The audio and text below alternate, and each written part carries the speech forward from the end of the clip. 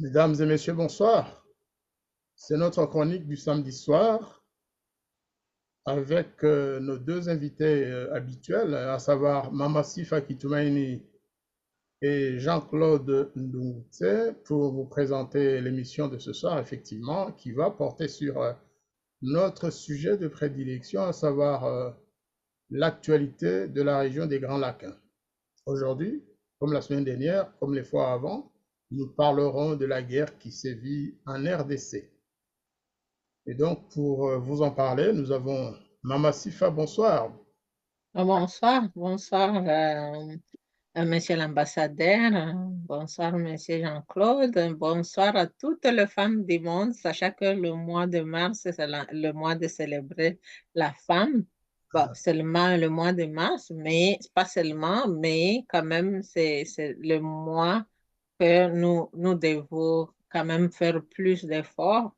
Donc, je salue toutes les mamans de la région des Grands Lacs, les mamans du monde, et surtout toutes ces mamans qui souffrent sous le soleil, la pluie à cause des exactions faites par les M23.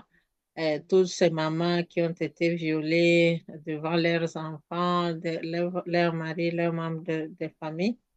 Et je salue aussi tous nos téléspectateurs, que ce soit du Rwanda, du Burundi, d'ailleurs. Je vous salue. J'espère que nous aurons un bon débat ce soir. Merci.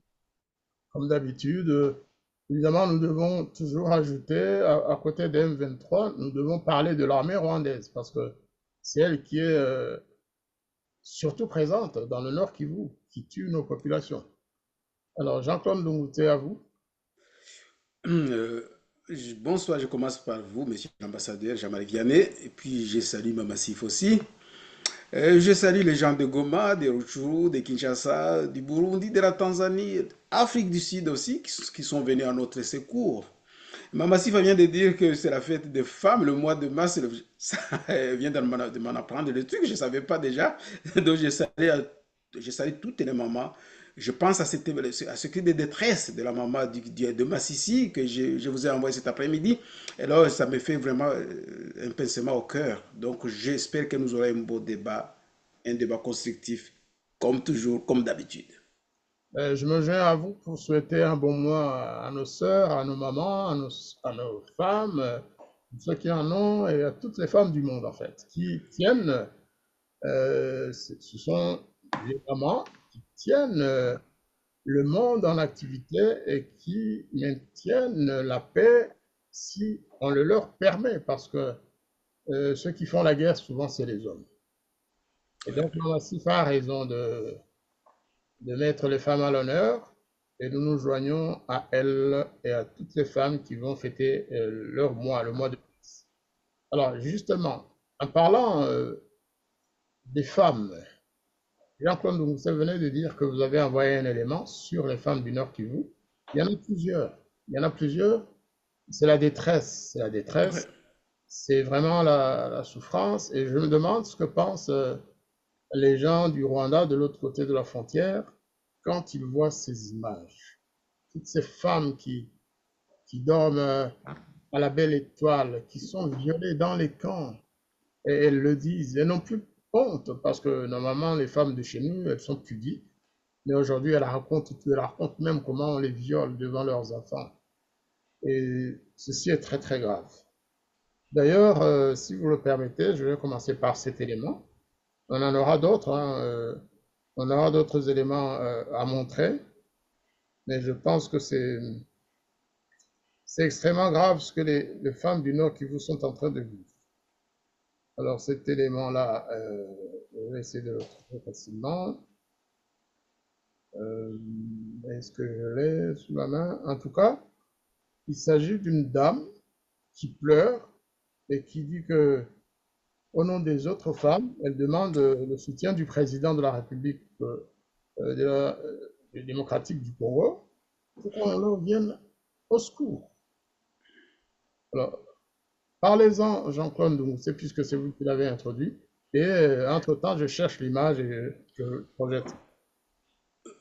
Tellement ça m'a écœuré que je n'ai pas suivi. Un tout petit peu, je vous ai envoyé pour que vous partagiez parce que je n'ai pas eu le temps, le cœur même de continuer. Parce qu'elle parlait justement de la souffrance. Et je pense qu'elle parlait aussi de son mari ou de son frère qui est parti au front. Vraiment, c'est tellement écœurant que je n'ai pas pu lire jusqu'à la fin. Donc, je ne peux pas vous l'expliquer. Bref, si vous l'avez, bon, comme ça, on va regarder ensemble pour pouvoir en débattre. Mama Sifa, est-ce que vous avez vu cette image poignante? Bah, bien sûr, je suivi. Mais ça, c'est un cas de plusieurs millions de femmes qui n'ont pas eu la chance de prendre le micro ou qui ont la honte ou de le dire publiquement parce que, comme vous venez de le dire, c'est un sujet tabou. Même si vous êtes, quand vous êtes victime, c'est comme si vous n'êtes pas autorisé de dire des choses. Et c'est depuis 30 ans que les femmes du Nord Kivu subissent tout ça. Heureusement pour les femmes du Sud Kivu, ils avaient un homme comme Mukwege qui les aidait. Mais au Nord Kivu, les femmes sont à eux-mêmes, ils sont livrés à eux-mêmes. Vous savez que détruire la femme, c'est comme détruire une communauté. L'armée rwandaise et les M23, ils font ça parce qu'ils le savent. C'est comme pour détruire le Congo, il faut détruire la femme, la détruire physiquement, psychologiquement. Et comme c'est la femme qui éduque la famille, qui éduque la communauté, donc si vous détruisez la femme, vous avez détruit toutes les couches de la société. Donc, ils font ça parce qu'ils savent vraiment ce qu'ils font. C'est pour nous détruire le Congo, même si le Congo existerait, mais c'est un Congo malade qui n'a plus une éducation normale et où les gens sont comme traumatisés et on le voit quand même. Si nos institutions, nous avons des gens comme dans l'armée qui trahissent leur pays, ça, moi, je pense que c'est les conséquences aussi de tout ce qui se passe au pays. Donc, ils veulent comme traumatiser tout le monde, et spécialement la femme, parce que c'est elle qui détient la clé d'une communauté saine. Et il faut quand même la détruire. Et puis, tout ce qui va se suivre, ça sera le catastrophe. Donc, les M23, le Rwanda savent ce qu'ils ont fait. Donc, moi, je suivi la vidéo. J'ai félicite cette femme qui a pris le courage de le dire haut et fort, avec une grande douleur, bien sûr, en demandant l'aide du président de la République de venir au secours de toutes les femmes de la région. Mais c'est une voix d'amis. Donc, Oui, en tout cas, elle a si exprimé ce qu'elle ressent et ce qu'elle a vécu. Et je pense que c'est une porte-parole d'autres femmes aussi qui n'ont pas pu prendre le micro. Merci beaucoup, Mama Sifa. Alors, cette femme, effectivement, qui s'est exprimée devant la presse, devant une caméra, elle n'a pas eu honte, elle n'a pas eu peur de se montrer. Donc, c'est une façon de nous dire, propagez cette image afin que le monde sache exactement ce que nous vivons. Je vais vous partager la vidéo et puis on continuera à commenter parce que ce qui se passe dans son camp de déplacés, ça se passe aussi dans des dizaines d'autres où aujourd'hui on compte plusieurs centaines de milliers de déplacés. Donc on va écouter la dame et Jean-Claude Ndongouté ou Mamassif Abou traduisait, j'ai passé des portions de textes et d'audio que vous allez traduire progressivement. Ubakiwe mpori, ubakiwe bwanako, niko naona bunduki, niko yulu yake. Ulaliwe mtoto wako, niko na kuona. Baba chichi, tunaomba amani. Si vous pouvez traduire, s'il vous plaît.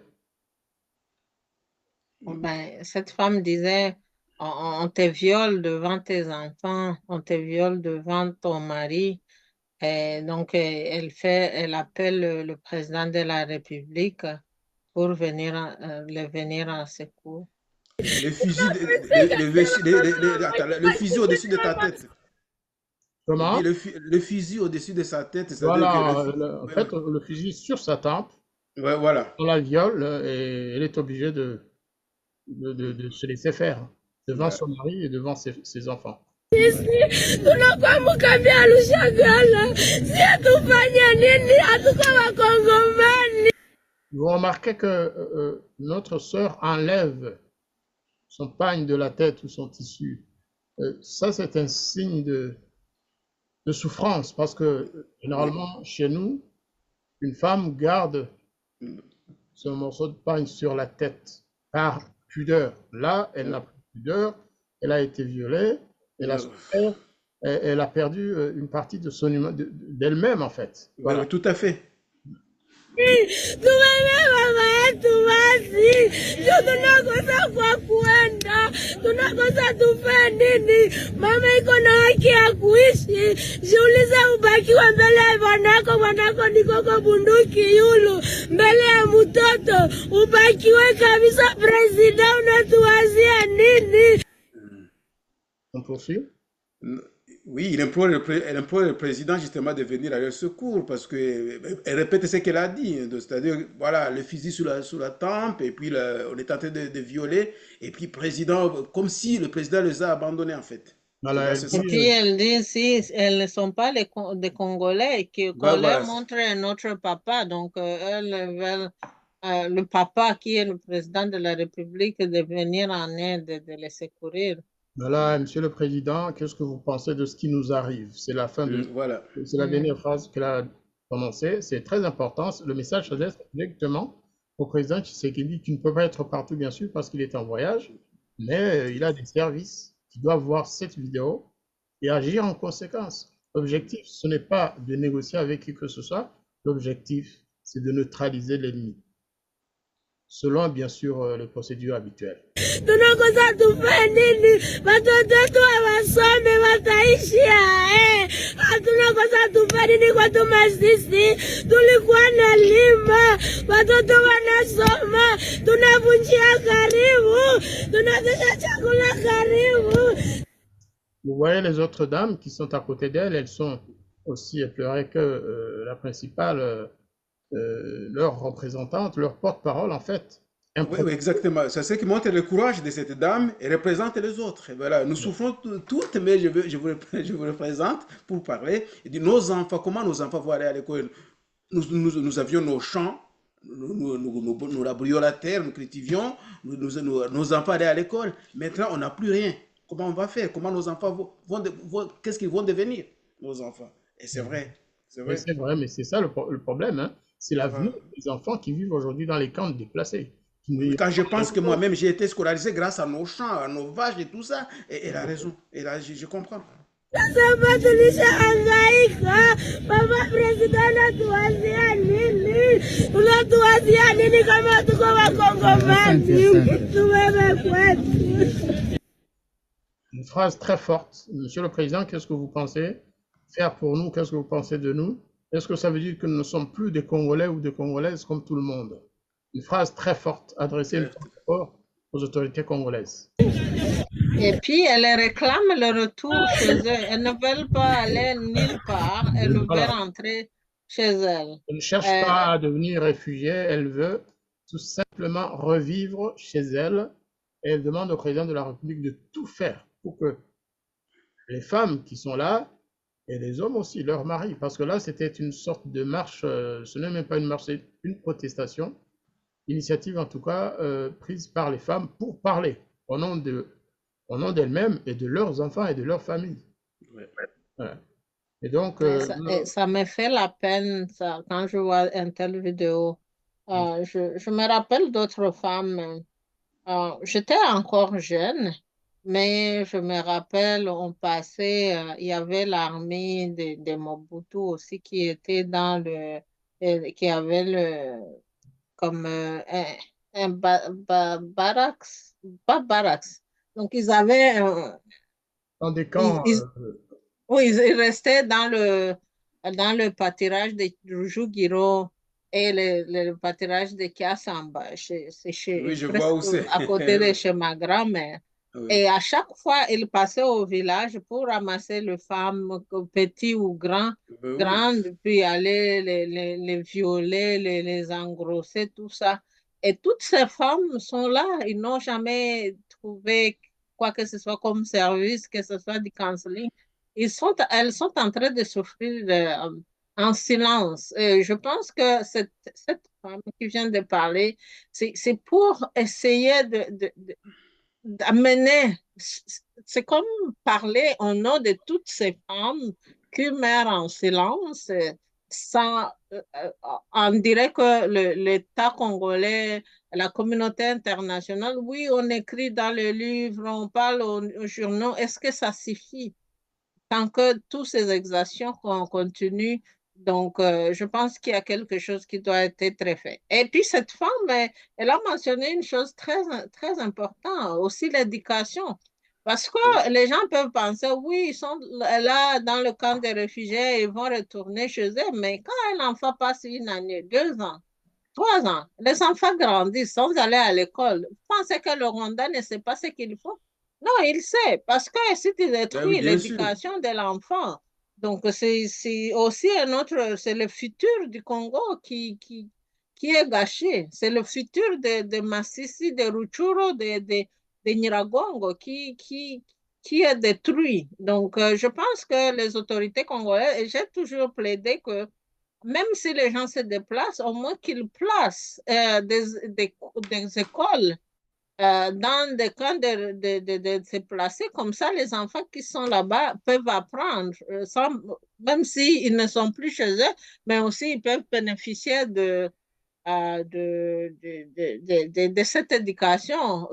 Quand ils vont rentrer chez eux après la paix, au moins ils auront quand même à étudier. Donc, je pense que l'État congolais a quelque chose, a beaucoup de choses à faire, mais je pense que maintenant, ils doivent se focaliser sur comment trouver l'aide à ces femmes, mais aussi à tous ces déplacés de guerre, surtout les enfants, voir comment ils peuvent étudier. Parce que ce n'est pas nécessaire d'avoir des grandes bâtisses, mais quand j'étais jeune, moi, j'ai fait l'école secondaire dans une église où ils plaçaient les vivambano pour séparer Les classes. les classes, mais quand même, on a fait l'éducation. Donc, je pense que c'est la volonté. Je pense que le ministre de l'Éducation, des Affaires sociales, tout ça, je pense qu'ils doivent travailler ensemble pour trouver une solution à cette situation. Et Au puis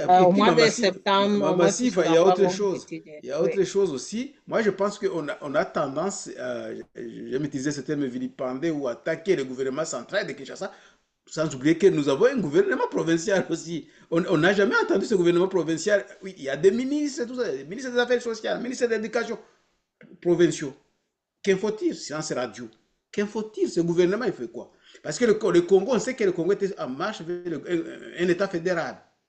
Il y a il y a des gouvernements provinciaux, mais on ne les entend pas parler. On ne les entend pas parler. Que faut-il? C'est Parce ça qu'ils aussi. vont, moi je dis toujours, nos dirigeants, parfois, ils vont dans les places, les postes décisionnels, mais parfois, ils ne savent pas qu'est-ce qu'ils vont faire. Parce qu'on parle, on a un ministre, une ministre des Affaires sociales, bien sûr au niveau national, au niveau provincial, mais quel est le bilan? Qu'est-ce qu'ils ont déjà fait pour nous montrer? Oui, bien sûr, vous avez raison. Donc, j'appelle le gouvernement fédéral, mais aussi j'appelle le gouvernement provincial de faire quelque chose parce que les enfants, c'est une condition sine qua non. Ces enfants doivent aller à l'école au mois de septembre. En fait, ce qu'il faudrait peut-être donner comme image, hein, pour amener certaines autorités nationales à savoir ce qu'il faut faire. Je ne vais pas citer le nom de la personne que j'ai vue et qui a vraiment fait un geste, qui a posé un geste très très lourd de signification. C'est le responsable du mécanisme de suivi d'Addis Abeba, vous savez. Il est venu lui-même dans le Nord Kivu dernièrement et il est venu avec des vivres. Il est allé dans des camps de déplacés. Il a distribué des vivres sur son compte. Ce n'est pas le gouvernement qui l'a fait, c'est lui-même avec les possibilités, le peu de possibilités qu'il a de sa fondation. C'est une image qui est passée, je ne vais pas la partager, mais ça m'a beaucoup inspiré quand même. Il y a des personnes qui ont un cœur. Et il faut se dire que si l'image de cette dame de Massissi concernait une femme de Kinshasa, de l'un des quartiers de Kinshasa, si des femmes de Matongé se déplaçaient pour aller vivre dans des camps, se déplacer en Djidi, je crois que le gouvernement agirait très vite. Ce n'est pas pour créer le trouble dans la pensée des gens, mais c'est cet exemple-là qu'il faut. Il faut considérer que les populations de Massissi font partie de leur communauté nationale. Et c'est très important. Et qu'elles sont soumises au bombardement quotidien, au viol des femmes, à la dépossession des terres et des biens. Les gens qui ont cultivé leurs champs, qui étaient peut-être à la veille des récoltes, eh bien, ils sont obligés d'abandonner tout dans les champs. Il y a un autre problème puisqu'on parle des femmes, d'ailleurs, parce que c'est leur moi, vraiment, c'est très important. J'ai vu une pétition concernant les enfants qui sont nés de viols hein, ou de vies communes entre des Congolaises et des officiers ou des soldats de la MONUSCO. Maintenant se pose un grand problème. Qu'est-ce qu'on fait de ces enfants? Que deviennent ces enfants qui sont des milliers dans le Nord Kivu, dans l'Ituri, à Butembo, à Beni, partout où la MONUSCO s'était déployée, dans le Sud Kivu d'ailleurs, il y en a beaucoup, on m'a dit, beaucoup d'enfants qui vont être abandonnés à eux-mêmes, avec leurs mamans, quand les mamans vivent encore. Eh bien, ce problème se pose. Certains Congolais disent avant que les militaires de la MONUSCO ne quittent le Congo, il faut que ceux qui ont fait des enfants avec des femmes congolaises commencent par payer une indemnité et assurer en tout cas l'avenir à ces enfants-là. C'est un vrai problème aussi, n'est-ce pas? Parce que je ne sais pas ce que vous en pensez. C'est bien d'avoir des métis dans le pays, ce n'est pas mauvais.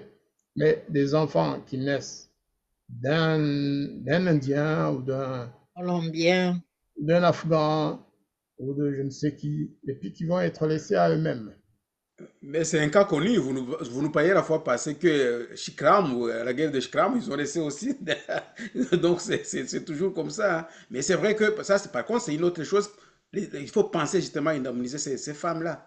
Ne serait-ce que pour la scolarité de ces enfants. Mais le problème, c'est que lorsque dans ce genre de cas, quand tu vois un officier qui fait ça ou un soldat, il exfiltre déjà en silence, voilà, en cachette. C'est ça le problème aussi. Finalement, on va demander le père n'est plus, il est parti. Voilà. Mais c'est déjà C'est ça le souci. C'est bien que le problème soit posé, en fait. C'est une question fondamentale pour les populations de la place, qui ne renoncent pas à leurs obligations envers les enfants que leurs sœurs, leurs filles ont eu avec ces étrangers. Mais il faut aussi que les Nations Unies, parce qu'on demande en fait aux Nations Unies de prendre leur responsabilité. Oui, voilà, tout à fait. Voilà. Il faut que l'ONU paye à la place de ces soldats qui l'ont fait. Ouais. Ce sont des jeunes qui sont loin de leur famille peut-être, ou alors qui sont tombés amoureux de jeunes Congolaises. C'est tout à fait normal, on ne va pas les condamner. Ce qui est condamnable, ce sont les viols. Ouais. Mais sinon, ça continue. Un jeune Indien ou un jeune Afghan ou un jeune je ne sais qui a fait des enfants ou un enfant avec une Congolaise, eh bien, il doit assumer, et en tout cas, c'est l'ONU qui en est responsable. Ce qui est tout à fait légal, ça correspond en fait au principe du droit civil. Hein. Chacun doit assumer ses responsabilités. Voilà.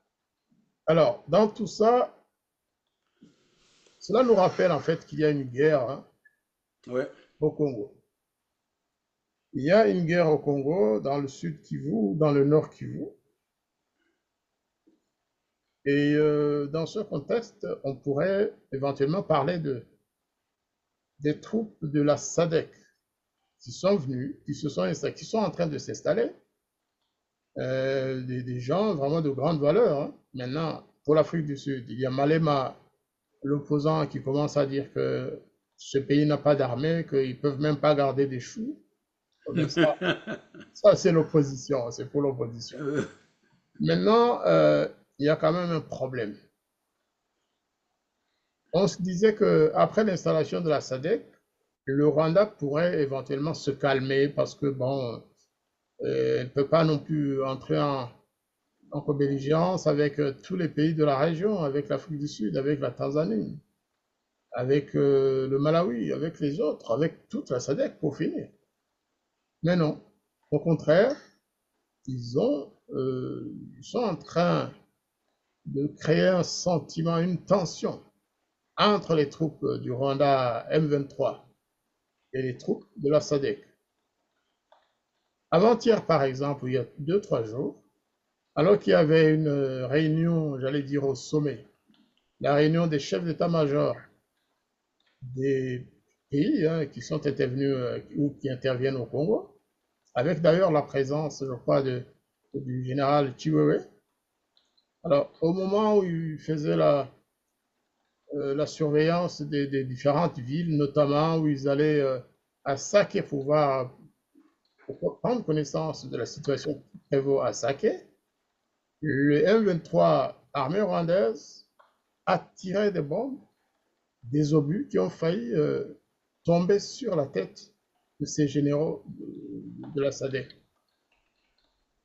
Il faut oser le faire. Et ils savaient d'abord, c'était pour empêcher éventuellement de tenir leur réunion à Goma.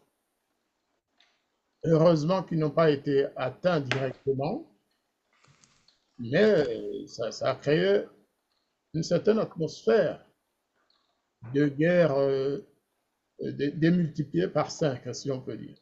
Ça ne les a pas empêchés de faire leur réunion à Goma.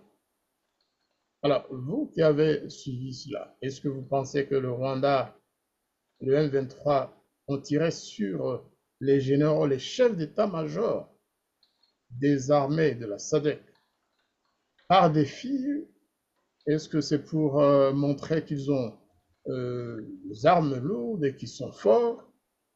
Est-ce que c'est par désespoir de cause? Est-ce que c'est est-ce que c'est une... Je ne sais pas comment qualifier ça, mais pourquoi l'armée rwandaise et le M23 a osé tirer? Je dis bien osé, parce que c'est très grave comme incident. Moi, Maman Sifa, vous y allez ou Ah ouais, mais le Rwanda, le gouvernement rwandais de Kagame, c'est un État, c'est un gouvernement barbare. Donc, ils n'ont pas même le sens de comment les choses sont faites. Bien sûr, M. Kabareba avait dit que eux, ils ont entraîné des killing machines. Donc, en face de killing machine, ils s'en foutent et qu'est-ce qui va arriver? Parce qu'un État barbare, le mot sens n'est plus dans sa tête. Donc, oui, c'est un incident grand, mais aussi, ça peut réveiller aussi les consciences pour montrer comme à la face du monde que ces gens, ils s'en foutent de rien. Ils s'en foutent que tu sois doux ou doux. Aussi longtemps qu'ils trouvent l'occasion, ils vont t'écraser. Et ça montre aussi la souffrance du peuple est là où ils sont. Ils habitent et ils ont récupéré. Donc, pour moi, ça ne me surprend pas. S'ils feraient le contraire, ça allait me surprendre aussi. Parce qu'on est quand même en situation de guerre. Donc, espérer que l'homme 23 ne va pas attaquer quand il a l'occasion, ça, c'est être un peu naïf. Donc, ils ont fait ce qu'ils ont venu faire au Congo, le Rwanda, et c'est aux autres aussi de faire ce qu'ils ont à faire. C'est ça. Moi, je l'avais dit ici, j'avais dit que à ceux qui pensent que le Rwanda, parce que, et l'Ouganda, parce que moi, j'ai, je n'arrêterai pas de parler de l'Ouganda aussi. À ceux qui pensent que ces deux pays vont lâcher prise, je l'avais dit, se trompent. Se trompent. Donc, le Rwanda se trouve face à un dilemme. D'abord, il sait que les M23 n'existent pas parce que c'est ses propres soldats. Donc, retirer ces soldats, c'est sa mort. Rester là-bas, donc ce sont déjà suicidaires, advienne que pourra, Kamambaya Mbaya. Moi, je pense, je l'avais dit aussi, non, c'est déjà, ce sont suicidaires, ils y vont jusqu'au dernier. Parce qu'ils ne peuvent pas reculer. Le cantonnement, ce n'est pas eux. Parce qu'il n'y a pas de Congolais. La majorité, c'est des Rwandais. Il n'y a pas de Congolais par avant qui sont là, les Bissimois et les autres. Mais les hommes de troupes, la plupart, c'est des Rwandais.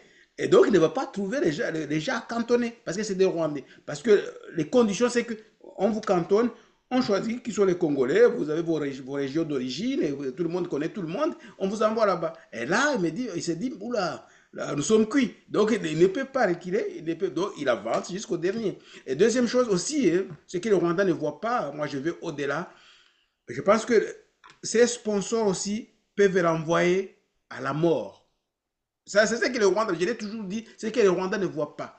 Parce que derrière les gens qui vont les lâcher, qui l'ont toujours soutenu, à un moment donné, ils vont faire comme Savimbi. Ils vont l'envoyer à la mort pour que justement, il soit achevé parce qu'il est en face.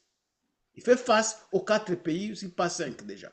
Le Rwanda, l'Afrique du Sud, ces gens-là, ils ne sont pas venus pour rigoler. Ils ne sont pas venus pour rigoler. Donc ils sont là vraiment pour combattre. Ils l'ont dit, les soldats tanzaniens l'avaient dit. Nous venons pour combattre les M23 et puis on vous dira la suite. Il n'a pas mâché ses mots. Et donc, moi je pense qu'ils ne vont pas reculer. À ceux qui pensent que le Rwanda va reculer, c'est non. Parce que c'est ramener ces soldats au bercail qui vont lui demander des comptes après tant de morts qu'il a sacrifiés. Et c'est tout ça. Moi je pense que c'est le dilemme en fait. Est-ce que Mais ça aussi, il y a une autre chose, hein, je voulais ajouter. On peut, comme on sait qu'il y a des traîtres toujours dans l'armée congolaise, donc peut-être que quelqu'un a signalé le M23 que l'armée rwandaise, voilà, ils viennent de quitter Goma pour ça.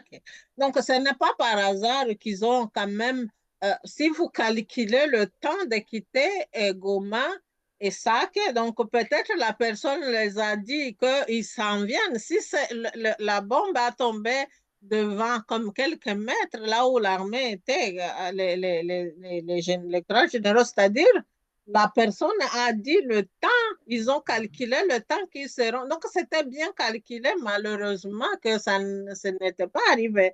Et c'est là où je demande aussi aux Congolais de faire le lavage de linge sale à l'intérieur de notre armée et notre classe politique, parce que ce n'est pas monsieur, madame ou tout le monde qui a accès à tous ces réunions ou ces genres de rencontres. Donc, il y a toujours des traîtres dedans qui passent le message. Dès que la décision est prise, et monsieur notre président l'avait dit qu'il y a des traîtres, et Chihuahua l'avait dit aussi, quand une décision est prise, déjà les téléphones. Donc, il y a quelqu'un sûrement qui a informé l'armée rwandaise que la délégation vient de quitter Goma pour ça, que c'est pourquoi ils ont calculé, OK, on va les attaquer. Parce que quand même, on connaît combien de minutes de Goma à ça. Donc, c'est pas un hasard, il y a toujours des traites à l'interne. Et c'est là où je pense que avant qu'ils fassent tout ce lavage, même si on amène l'armée la plus puissante du monde combattre au Congo, ça ne peut pas réussir aussi longtemps qu'on a beaucoup de traîtres à l'interne. Et d'ailleurs, parmi ceux qui retardent justement le début des opérations, il y a ça. Quelqu'un m'a soufflé à l'oreille que parmi les sujets à débattre, il y a la gestion de la communication pendant cette guerre. Il y aura la gestion de la communication. Parce qu'ils se sont rendus compte, ah ouais, ils ne sont pas nés de la dernière pluie, ils ne sont pas nés de la dernière pluie, les gens de la salle, ils se sont rendus compte qu'il y a un problème dans la communication, dans la gestion de tout ça. Il y a un problème. Donc, parmi les choses à étudier, il y a ça qui va gérer la communication. Ils vont verrouiller qui va gérer la communication. Je pense qu'ils vont priver certains généraux de la communication. C'est la SADC qui va prendre les choses en main.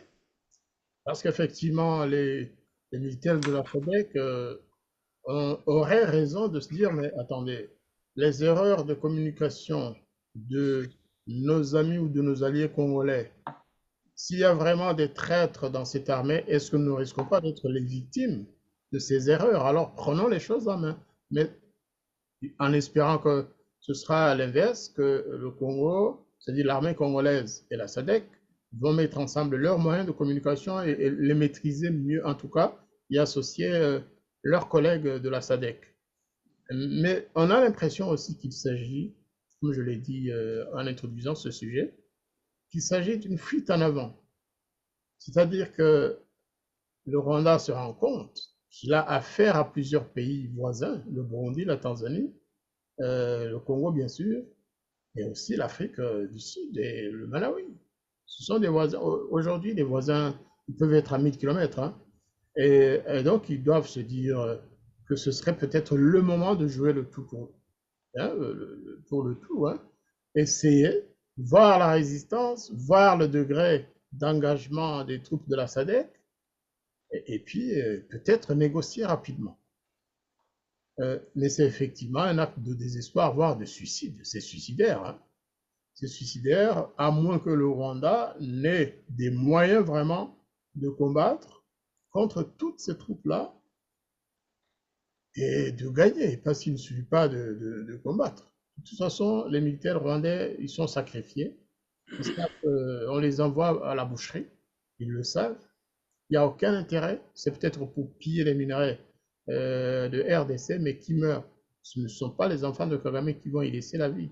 Ce sont les enfants des populations, les enfants des pauvres.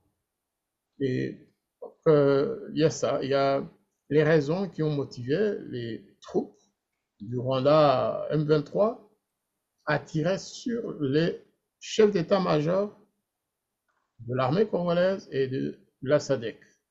Ce qui est quand même à considérer sur le plan diplomatique et militaire, hein, à considérer comme un acte très grave.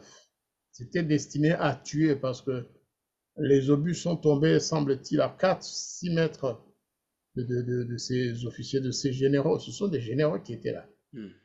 Voilà. Alors, pendant ce temps, le président Tshisekedi voyage. Certains disent que ce n'est pas indiqué de trop quitter le territoire congolais, mais en même temps, s'il ne voyage pas, qui va le faire à sa place? Bien sûr, il a des ministres, mais une fois encore, les ministres actuels gèrent les affaires courantes hein, jusqu'à la nomination du nouveau gouvernement. Je ne sais pas si ce n'est pas encore fait pendant que nous parlons. En tout cas, c'est imminent. Sauf que le président est hors du pays une fois encore. Après Bruxelles, il est à Altaya où il assiste à un forum diplomatique en Turquie. Est-ce que vous pensez que ces voyages, ces déplacements du président Tshisekedi sont nécessaires? Est-ce qu'ils vont apporter quelque chose de nouveau dans l'environnement diplomatique international actuel? Surtout à l'égard de Bruxelles. Bruxelles, ça veut dire la Belgique, mais aussi et surtout l'Union européenne. Alors, Jean-Claude Ndoumboutsé, est-ce que vous avez... Oui, moi je pense que ces voyages ils sont plus que nécessaires. Je comprends les appréhensions peureuses des gens quand ils vont voyager. Tout le monde se met en mémoire, se rappelle, c'est le mémoire, l'assassinat du président Abiyarimana. Donc tout le monde se remémore le président Abiyarimana, la mort du président Abiyarimana. Je comprends les gens qui ont peur, mais ces voyages sont plus que Mais les nécessaires. Congolais, plus ils ne parlent pas de la mort, ils parlent de l'argent. Non, non, je vais dire, non, là, pour ceux qui parlent de l'argent, bah, il y en a d'autres qui disent, attends, Abiyarimana a été assassiné quand même, ils ont entraîné dans un guet-apens. Bon, mais ces voyages sont plus que nécessaires, parce que d'ailleurs, son voyage à Bruxelles, déjà, c'était dans la foulée, hein, c'est dans la foulée justement de la signature, ouais, de la signature du contrat que l'Union européenne avait signé avec Kigali pour les minerais. Les minerais venant du Congo, parce que le Rwanda, on sait tous que le Rwanda n'a pas de minerais. Ou alors, s'ils ont des minerais, c'est des tonnes et c'est des quantités insignifiantes. Et donc, il est allé en Belgique. S'il est allé en Belgique, c'était pour justement rappeler que cette signature, justement pour dire, attention, vous tombez dans les pièges du Rwanda, on va vous considérer comme des receveurs parce que celui qui traite avec un voleur, il devient lui-même voleur. Et je pense que l'Union européenne va mettre de l'eau dans leur vin.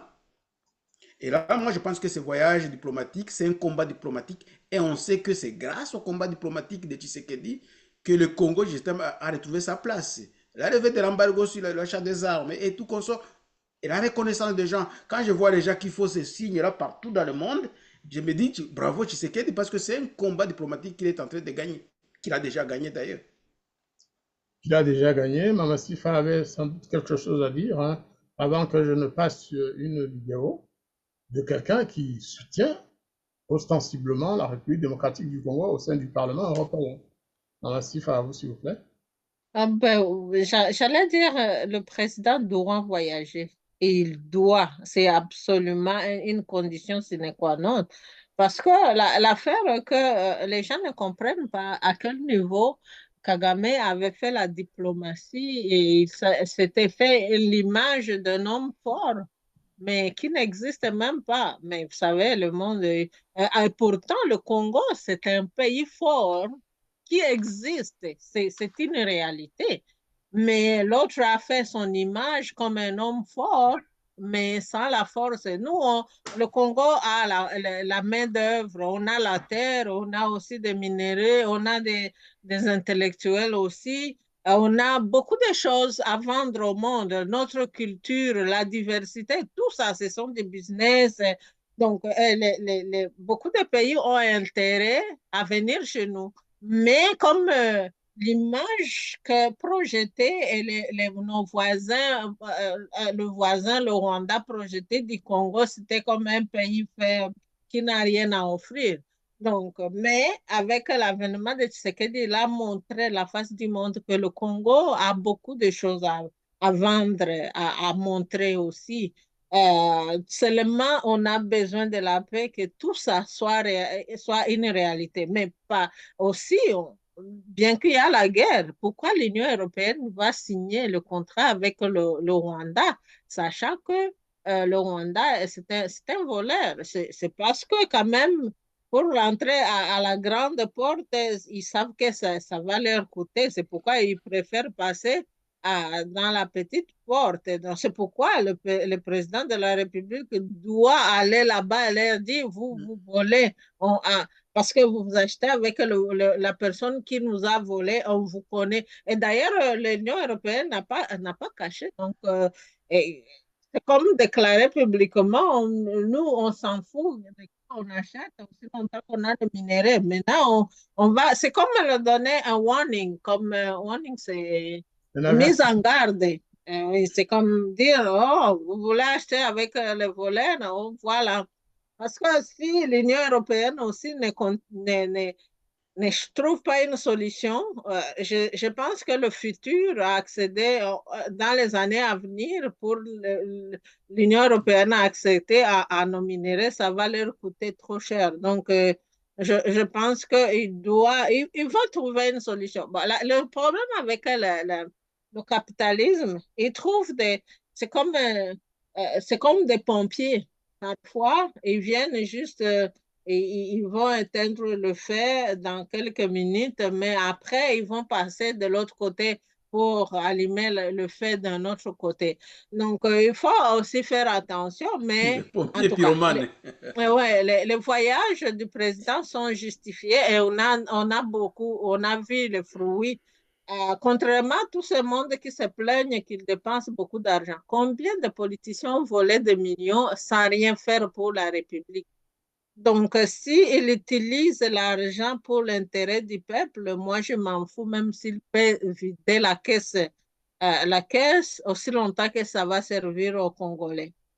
Mais il y en a ceux qui vident les caisses de l'État pour aller amener leurs enfants, les femmes, manger le buffet en Europe et puis retourner au Congo, tout ça. Donc, je pense que c'est l'incompréhension de la politique, mais aussi de savoir d'où vient le Congo.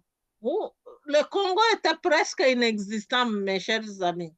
Le Congo était presque inexistant. Donc, on est en train de renaître et le président l'a mentionné, la douleur, ça c'est la douleur de l'enfantement d'un nouveau Congo. On le voit, elle est en train de se lever. Bien sûr, des millions vont tomber. Et quand même, on le voit, il y a beaucoup de femmes chez nous, les hommes qui meurent chaque jour. Ce n'est pas pour rien. C'est cet enfantement d'un nouveau Congo. Et il y a aussi des frais à payer pour cet enfantement. Merci. Et puis, pour être réaliste, vous savez, il y a des gens qui veulent vraiment dramatiser. Hein. Ce ne sont pas quelques voyages du président qui vont ruiner la RDC. Il y a des pays 1000 fois plus pauvres dont les chefs d'État sont quand même obligés de voyager à l'extérieur, de faire de la diplomatie. C'est comme ça qu'on appelle cette activité, c'est de la diplomatie. Si le ministre Lutundula ne voyage pas, à quoi il servirait comme ministre de la c'est ça. Si le président de la République ne voyage pas, alors que sa voix, mon Dieu, porte quand même très loin, que c'est vraiment le meilleur diplomate congolais. Il y en a qui ne le connaissent pas, qui disent, voilà, vous les Rwandais, vous admirez Tshisekedi. Non, ce n'est pas question d'admiration, mais nous sommes réalistes. Parce que nous savons comment ça se passe, parce que nous savons ce qui se passe lorsqu'un chef d'État n'arrive pas à sortir de son pays pour aller expliquer les cas, pour faire l'ambassadeur de son pays, pour jouer à l'ambassadeur de son pays. Donc, ce que l'on dépense en termes de coûts, ce que dépense le président Tshisekedi pour aller à Bruxelles, mon Dieu, c'est peanuts. C'est rien du tout. C'est comme quelqu'un qui est à Goma Centre, qui veut aller à Kibumba sur une moto. Pour un chef d'État, c'est ça. Le travail, c'est d'abord d'être le porte-parole de son pays, de ses populations, surtout en période de guerre. C'est aussi d'aller dire, expliquer que le voisin, le Rwanda, qui a toujours bénéficié de largesse et je ne sais pas, de complicité même, en ce qui concerne notamment l'Union européenne, qui envoie les troupes rwandaises au Mozambique, en Centrafrique, au Soudan et partout ailleurs, maintenant au Bénin, eh bien, c'est pour leur dire, écoutez, vous êtes en train d'entretenir un ennemi de notre pays. Et vous êtes donc des complices. Et en ce qui concerne le pillage des mines du Congo, vous êtes des receleurs. Comme Paul Kagame lui-même est receleur de quelques complices qui sont dans le Nord Kivu et ailleurs. Donc l'Union européenne est placée devant ses responsabilités.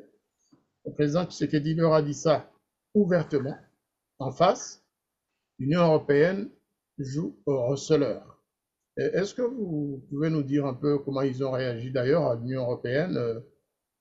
Ils n'ont pas dit oui, on poursuit sur notre chemin, on va continuer à être des receleurs, ou ils ont un peu révisé leur point de vue sur la RDC et le Rwanda?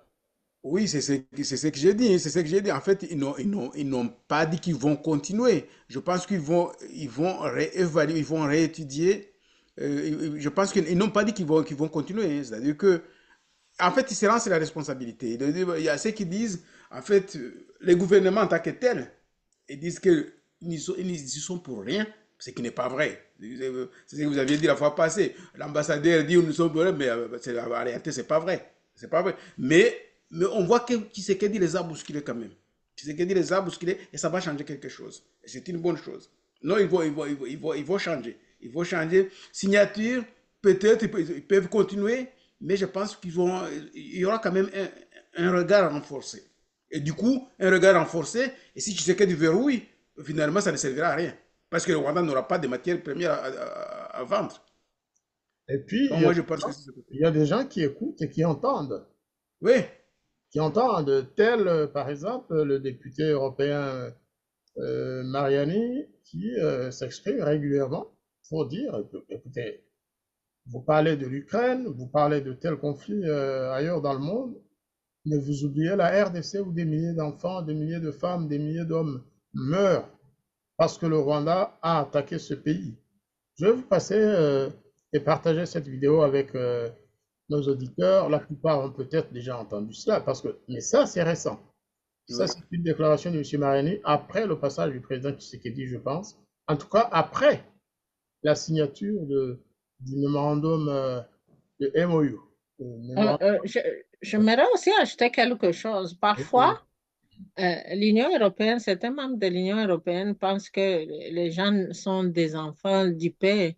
Peut-être que l'Union européenne n'avait pas le moyen d'envoyer l'aide financière directement au Rwanda, donc ils se sont cachés derrière la signature.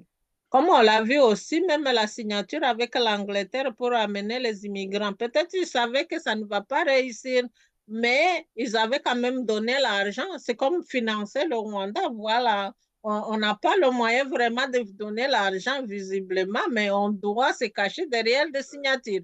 Je Tu as pense tout à aussi, fait raison, tu as tout à fait raison, parce qu'il y a ceux qui disent déjà, il y a ceux qui disent que l'argent que l'Angleterre versait au Rwanda, c'était peut-être pour préparer cette invention de la RDC. Les gens commencent à le dire déjà. Mais ils sont cachés derrière ces immigrés, mais en fait, comment avancer des millions, pourquoi faire? Donc les gens commencent à dire, attention, cet argent peut-être servait à préparer le Rwanda pour l'invention de la RDC. ben, peut-être aussi l'Union européenne fait la même chose. Ils vont se Exactement. cacher derrière la convention parce que tu ne peux pas aller signer une convention avec un pays pour acheter le minerai que le pays n'a pas. Donc, comment expliquer ça?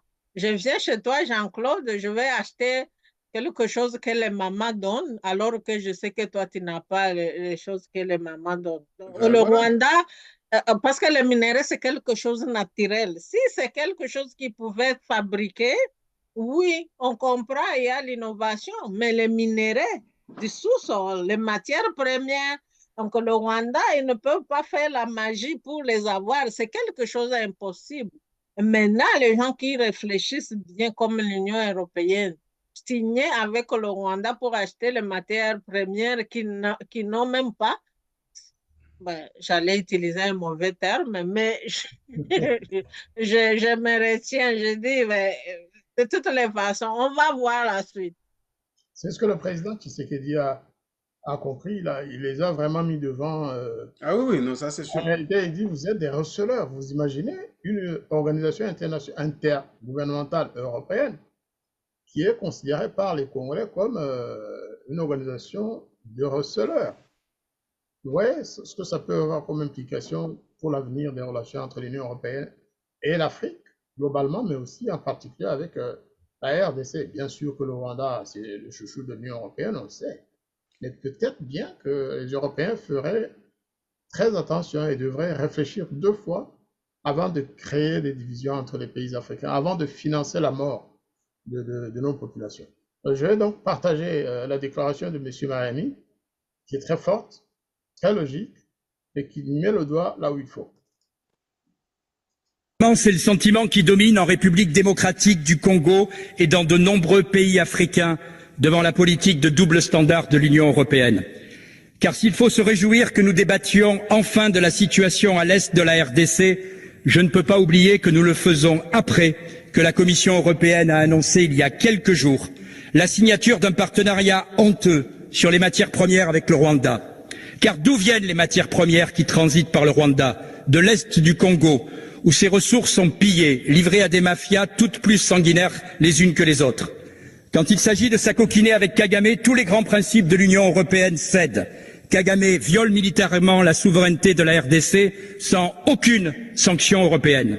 Alors que la milice M23 a perturbé les élections congolaises, c'est le gouvernement de Kinshasa qui recevait principalement les critiques de l'Union européenne. Pire, au même moment, alors que le peuple congolais se battait pour que les élections se déroulent, que faisait Mme von der Leyen? Elle inaugurait une usine de vaccins BioNTech au Rwanda le 18 décembre, soit 2 jours avant le scrutin en RDC. La Commission européenne était donc bras dessus, bras dessous avec le président rwandais dont l'ONU dénonce le soutien à sa milice et à sa milice criminelle. Cela a été évidemment ressenti comme une provocation méprisante par nos amis congolais. Alors qu'attendons-nous pour condamner le vrai responsable? Qu'attendons-nous pour condamner le Rwanda? Qu'attendons-nous pour sanctionner Paul Kagame?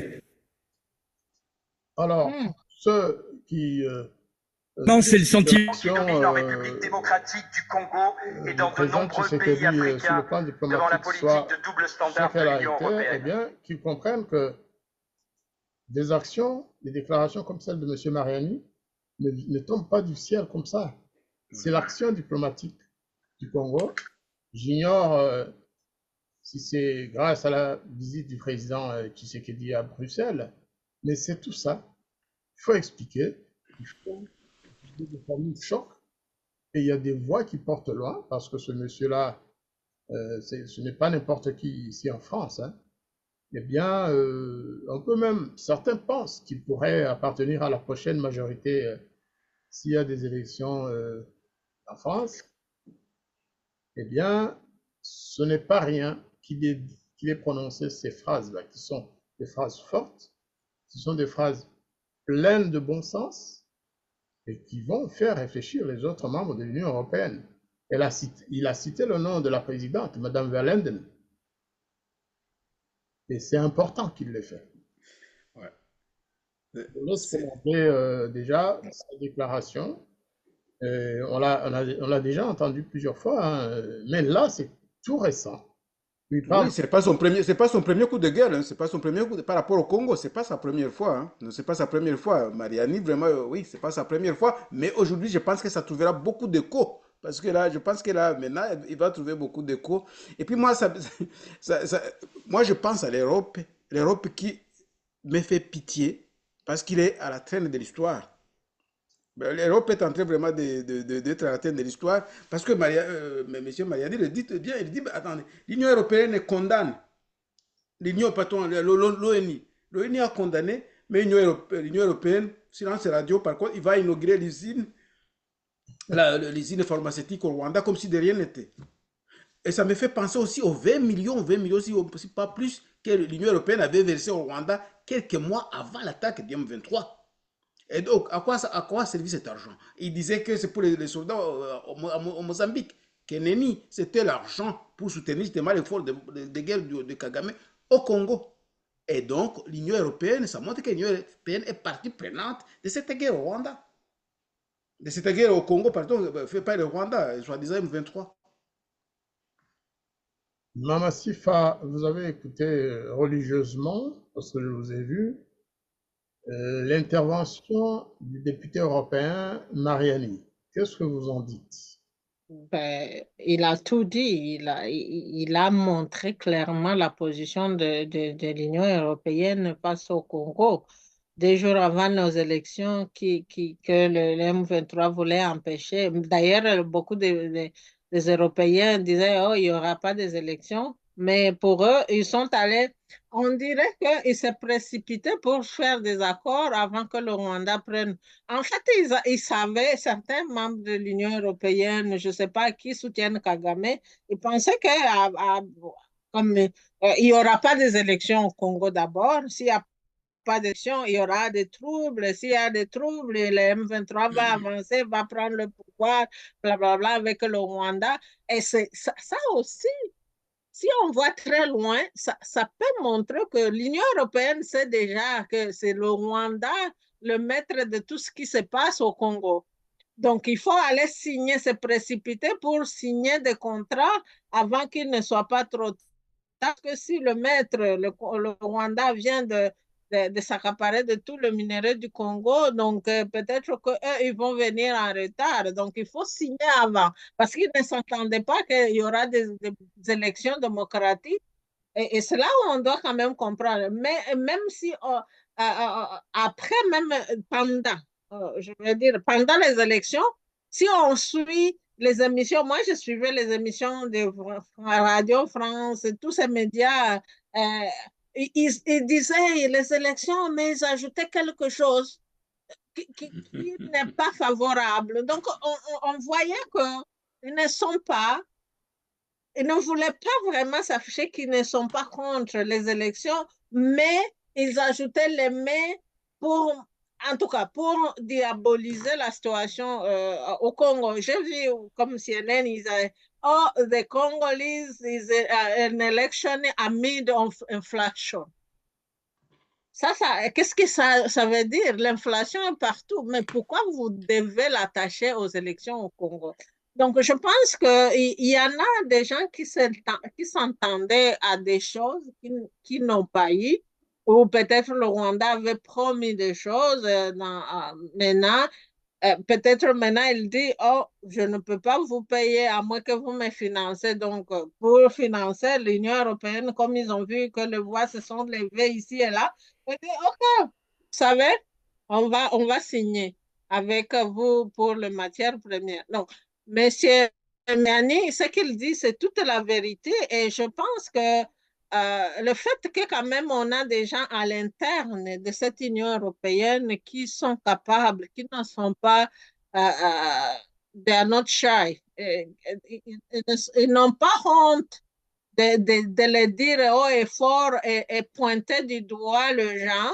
Moi, je trouve que c'est l'effort de notre président, mais aussi du peuple congolais, parce qu'on a vu aussi dernièrement, il y avait une grande marche en Europe, des gens de toutes nations confondues qui dénonçaient tout ce que le génocide qui se fait au Congo. Donc, je pense qu'on est sur la bonne voie et j'aimerais qu'on ait beaucoup de gens comme lui dans d'autres gouvernements comme l'Angleterre et partout pour dénoncer. On n'a pas besoin de tous ces pays par contre, par exemple, parce que le Congo en soi, c'est un pays fort.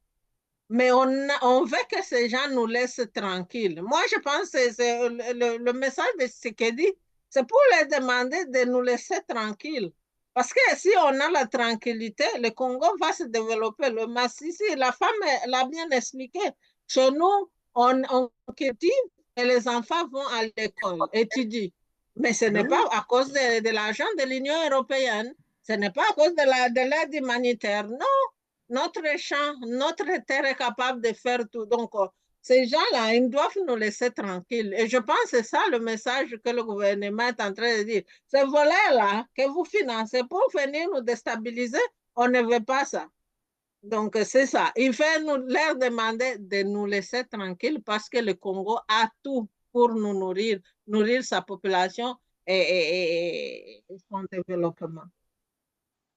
Alors, après Bruxelles, parce qu'à Bruxelles, visiblement, il y a de très bons résultats. J'ai eu des échos aussi de nos amis qui sont à Bruxelles, rwandais et congolais. Apparemment, ça s'est bien passé. Même si on connaît effectivement ces receleurs hein, qui se cachent derrière un jeu de diplomatie entre l'Union européenne et le Rwanda, mais en fait, c'est aussi pour financer la guerre du Rwanda au Congo.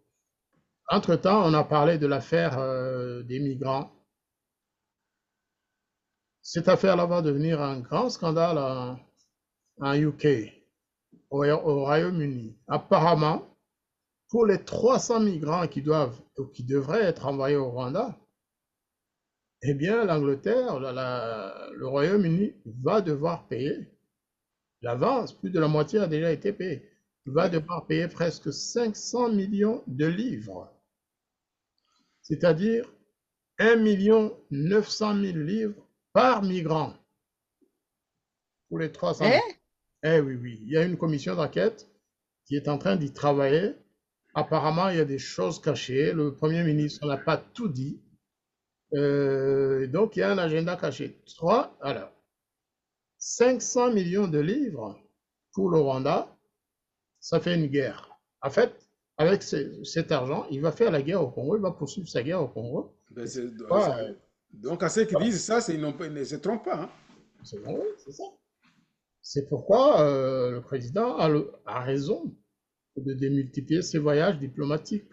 On sait que depuis hier, 1er mars, le président est allé en Turquie, à Altaya, au forum diplomatique d'Altaya. Et apparemment, sauf s'il a changé à la dernière minute comme d'habitude, le président Kagame du Rwanda n'est pas allé à Altaya.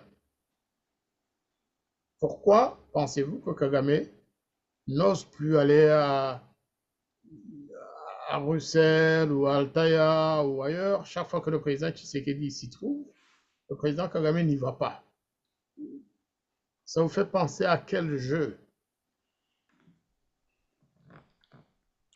Ben, moi, je ne pense pas que c'est un jeu que Kagame est en train de jouer. C'est parce qu'il n'a plus le terrain. Donc, avant, il avait le terrain tout seul. Il n'y avait pas le Congo, on peut le dire. Il n'y avait pas le Congo. et le terrain était uniquement pour le Rwanda. Donc, pour l'instant, c'est comme si le Rwanda, le gouvernement, Kagame, son gouvernement, et il ne trouve pas la place parce qu'à l'époque, je pense, avant d'aller un peu loin, je dis, avant, le Rwanda était présenté comme vendeur de minéraux, un pays développé, blablabla. Mais derrière, ils n'expliquaient pas pourquoi ils sont développés, ils se vendent des minéraux, des affaires de matières premières. Et je pense, parce que parfois, quand ils parlent de l'Afrique, certains Européens ou Américains ne savent pas c'est quoi l'Afrique ou ici et là. Donc, peut-être qu'il y avait des gens qui croyaient vraiment que le Rwanda avait des minéraux. Je n'en doute pas. Et maintenant que l'histoire est déjà connue, c'est comme ils sont là, ils ont la honte d'aller parce qu'il était présenté comme un homme fort qui développe son pays par sa propre force, blablabla. Mais tout ça, c'était la démagogie. Il a construit des buildings, mais c'est pour lui. Est-ce que c'est pour l'intérêt du peuple rwandais? Non, je ne sais pas. Donc, je pense que maintenant, il a honte d'aller où il a menti. Et parce qu'il sait que aussi le président va lui pointer du doigt. Voilà le voleur là. Vous l'amenez ici, alors que tous ces pays aussi, ben, on ne sait pas ce qui se passe derrière les rideaux, mais aussi la Turquie peut dire à Kagame ne te présente pas, on ne te veut pas ici. On ne sait pas. Peut-être aussi, on ne sait pas. Parce que le Congo, quand même, a des choses à offrir. Malgré la guerre, on a toujours des choses à offrir. Mais le Rwanda, est-ce qu'ils ont quelque chose à offrir? Je ne sais pas. Bah, bien sûr, c'est la diplomatie, mais quand même, Tshisekedi a démontré qu'il a un haut niveau du sens de la diplomatie. Donc, ce n'est pas vraiment quelque chose, on peut dire, oh, Kagame a décidé de ne pas y aller. Il doit y avoir quelque chose. Je ne sais pas quoi, mais peut-être aussi la Turquie ou les autres nations qui seront là, qui connaissent l'histoire du Rwanda. Nous, on ne veut pas ce soir avec un génocide qui assassine les femmes au Congo. Puis on parle de la diplomatie. Quel genre de diplomatie? Pendant qu'on parle avec les démagogues, le mythomane, moi je dis que le Kagame c'est un mythomane. Moi, je rajoute à la honte, à la honte, à la honte, moi, j'ajoute la peur. La peur et J'ajoute la la honte. peur parce qu'il a peur maintenant d'affronter Tshisekedi. Il a peur de... Et puis, Kagame, c'est pas un homme qui est habitué au débat. Kagame, moi, j'avais rêvé une chose, toujours, j'avais rêvé de voir Kagame en challenger avec d'autres candidats pour aller débattre à la télé. Ce n'est pas sa culture, en fait. Sa culture, c'est le Kalachnikov. Il n'a pas d'écriture de débat. Donc, moi, je pense que c'est la peur. Parce que on avait habitué à voir ce monologue, parce que c'est lui qui parlait, la star qui parlait, partout où il passait. Et maintenant, c'est fini maintenant. Il y a Tshisekedi qui a quelque chose à offrir. Je l'ai toujours dit, dans les émissions où j'ai passé, je disais que les Rwandais vivent au-dessus de ses moyens. Je l'ai toujours dit. Tout ça, ces buildings que vous voyez, tout ça, c'est du pipeau. Les jours où les portes du Congo seront fermées, le Rwanda va se retrouver à son état naturel. Voilà, voilà. Le Rwanda, ça a été toujours un pays pauvre, mais bien géré, qui apprenne à vivre de peu de moyens que le Rwanda a. Donc là, il a été habitué à aller voler, à vivre au-dessus de ses moyens, dans une opulence qui ne vient pas de ses propres moyens. Et là, maintenant, il va savoir vivre maintenant des conséquences de Et cette opulence-là. par le mensonge, parce que cela me fait penser à une scène, oh là là, une fameuse scène où on voit le président Kagame face à des industriels et à quelqu'un qui lui pose des questions, qui dit, mais en fait, au Rwanda, il n'y a pas d'industrie, monsieur le président. Et Kagame dit, si, nous avons des industries, nous avons même une fabrique d'ordinateurs chez nous, hein, nous fabriquons des ordinateurs. Et l'Américain, je crois, c'était un Américain, il dit, ah bon, tiens, j'ignorais totalement. Vous les fabriquez où? Vous avez une usine d'ordinateurs? Alors Kagame a dit, yes. Euh, on les monte et on met fabriqué au Rwanda.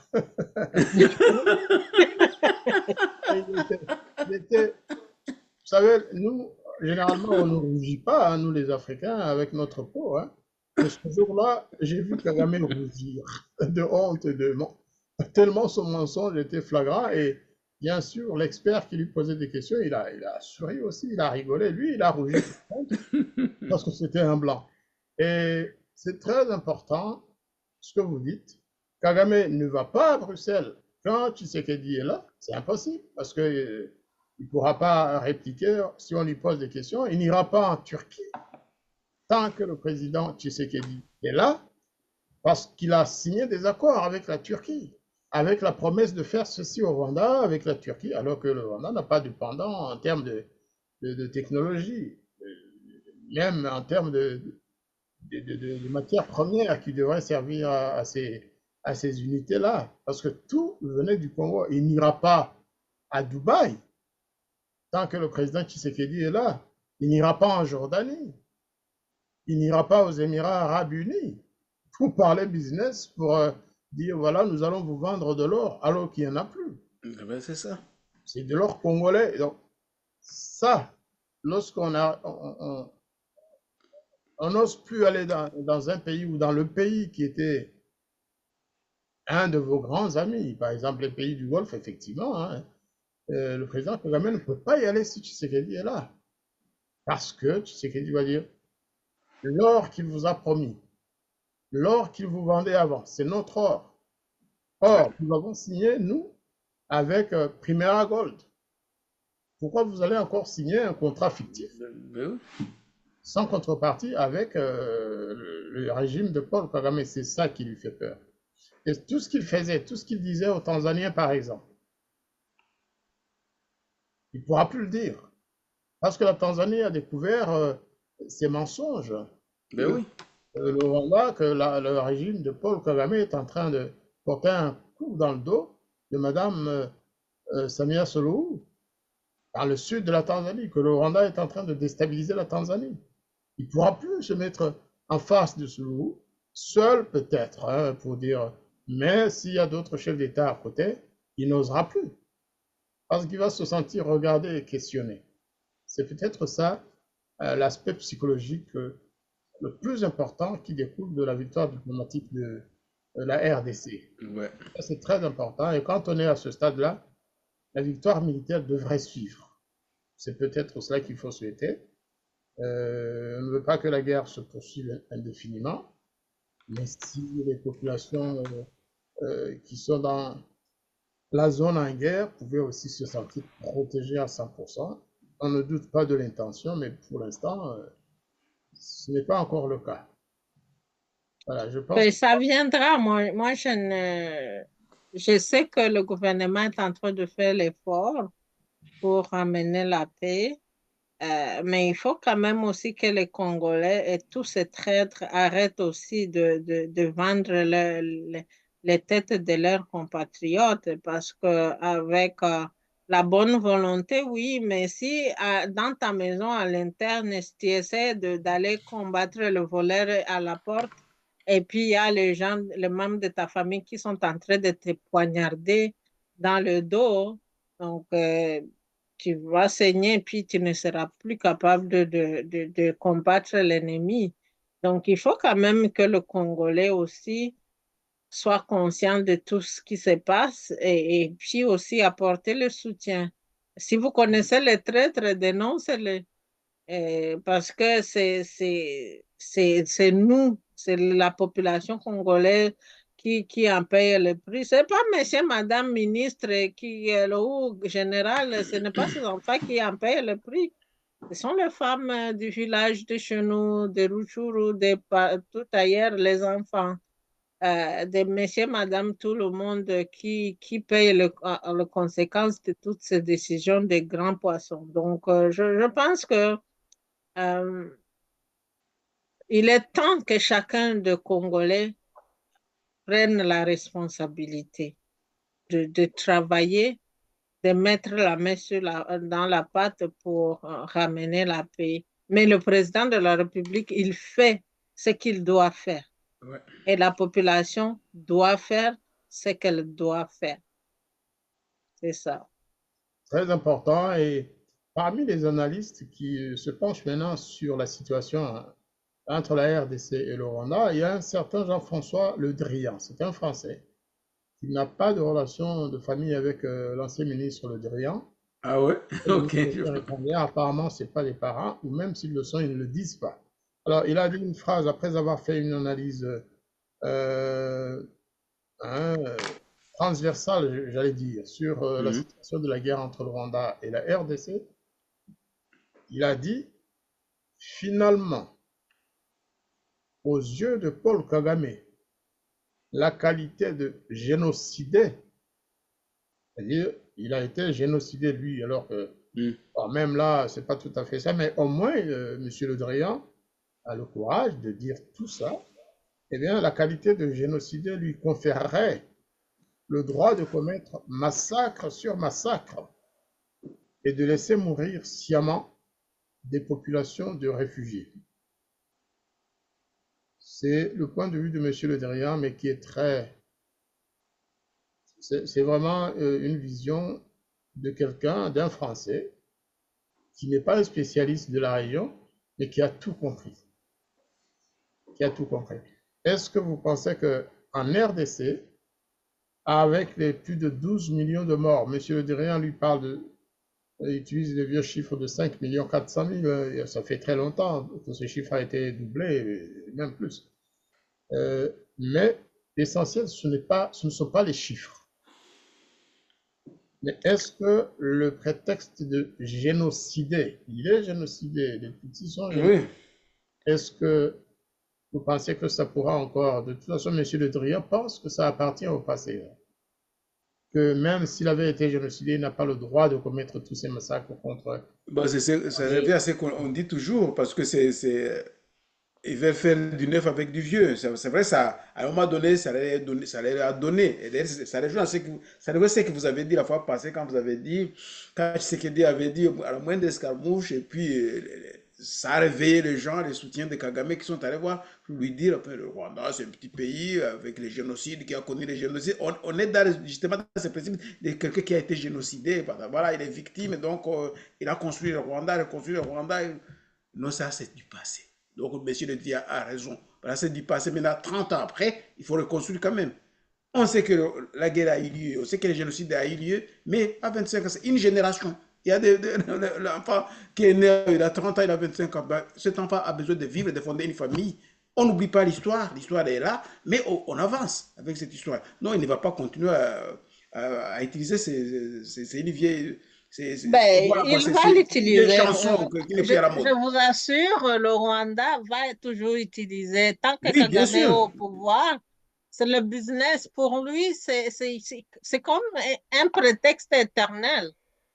Quand il y a eu le génocide, c'est pas quelque chose, c'est pas le passé. Hein. Pour lui, c'est le présent et il fait l'effort pour garder ce mémoire présent.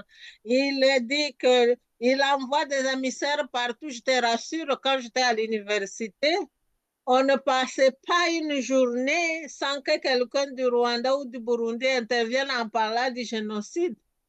Et pourtant, nous génocide chaque jour, mais c'est comme si on n'a pas le droit de le dire. Donc, c'est comme il a dit, ouais, je vous lègue ça, je vous donne le génocide, c'est une affaire. Alors qu'on sait vraiment qu'il y a beaucoup de gens qui ont perdu le membre de la famille, que vraiment ils devraient utiliser le génocide pour sensibiliser les gens pour ne pas répéter.